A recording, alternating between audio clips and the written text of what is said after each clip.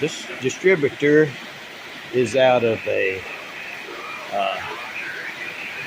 51 Willis CJ3A with a little 4-cylinder.